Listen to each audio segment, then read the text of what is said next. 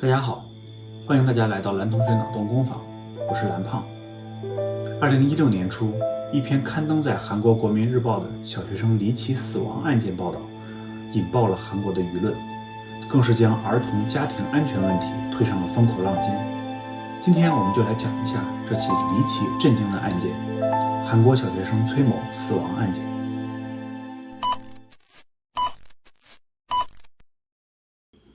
案件发生于2012年的4月份，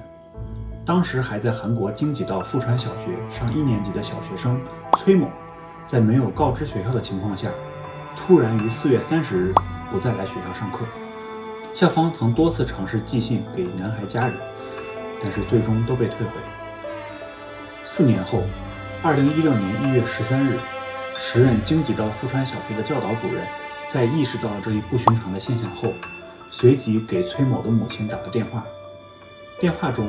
崔某的母亲一开始说儿子是离家出走，已经报警了，但是随即又改口说不是自己报的警，而是儿子的叔叔，她丈夫的朋友报的警。前后不一的说法使得校方的教导主任感到十分的可疑，随即选择了报警。经过调查取证，警方在1月15日，也就是校方报警后的2天之后，在小学生崔某父亲所谓的朋友家里发现了装有男孩尸体的皮包，于是在17日正式逮捕了男孩的父亲和母亲。而经过了详细审问，这桩丧心病狂让人胆寒的案件终于在4年后浮出了水面。原来自2012年3月起，刚就读小学的崔某就常常因为上课时调皮捣蛋被老师请家长，其中还包括一些危险行为，比如说用铅笔尖去戳班上女同学的脸。内心烦躁的崔某父亲因为不堪忍受儿子每天的惹是生非，便决定在4月30日起不再送儿子去学校上课。那么时间来到了2012年的10月份，也就是过了6个月之后，这一天，崔某的父亲为了让平时不爱洗澡的儿子能够听话洗个澡，便强行将儿子拖进浴室。在整个过程中，崔某不停地反抗，而后由于重心不稳，重重地向前摔倒，随后失去了意识。在发现儿子受伤昏迷后，崔某父亲并未采取任何急救措施，而是自顾自地离开了现场。然而幸运的是，崔某在一段时间后自行恢复了清醒，并且走回了自己的屋子。但是其父母在之后并未及时的带他去医院查看伤情。在坚持了1个月以后，由于脑出血和其他几种因为撞击导致的内脏受损，崔某还是不幸离开了人世。在崔某死亡后，他亲生父母的所作所为更是令人难以置信。为了隐瞒儿子因伤去世的事实，崔某的父亲先是用利器将儿子分尸损毁，将部分的尸体冲入了下水道，或是丢弃在了垃圾桶，而剩余无法分解的部分则是用塑料袋简单进行包裹之后放入了自家的冰箱冷冻，直至4年后被警方发现。整个作案过程，崔某的母亲也在现场。后面为了避避风头，他在一切收拾妥当后逃回了娘家居住了一段时间。然而整个案件除了其父母令人发指的作案过程，其背后所隐藏的重重疑点也是值得深思。首先，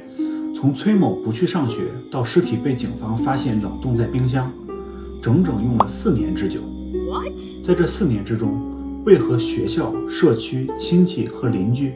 都没有意识到可能发生的危险呢？案件报道之后，很多韩国网友认为，这当中的原因和韩国社会对虐待儿童事件的冷漠态度有密切联系。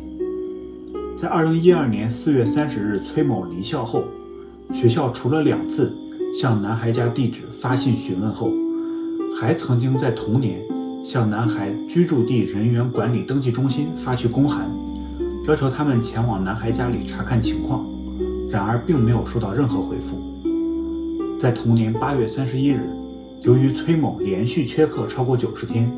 学校只得将他列为定额外管理对象，而之后便无任何进展。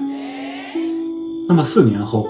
为何校方的教导主任又会突然再次关注起崔某的问题呢？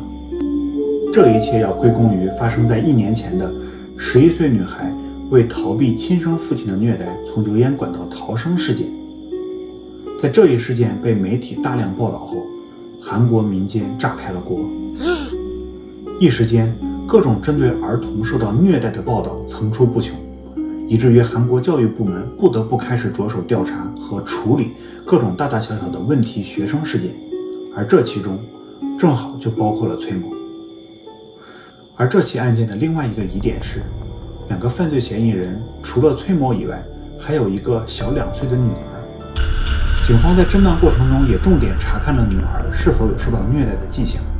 然而答案是否定的。犯罪嫌疑人的女儿身上并没有任何受到虐待或者殴打的痕迹，也就是说，被害人崔某的父母并没有任何虐待子女的癖好，而崔某的死也很有可能是由意外导致的，并非故意。因此，在此后的庭审过程中，对崔某父母的指控也从故意杀人变更成为了过失致人死亡和损毁尸体罪。最后我想说，对于父母来说，每个孩子都是降落在人间的天使，希望这些美丽的小天使能够永远的被人珍爱，不惧人间寒冷。好，这期节目就是这样，感谢您的收看，我是蓝胖。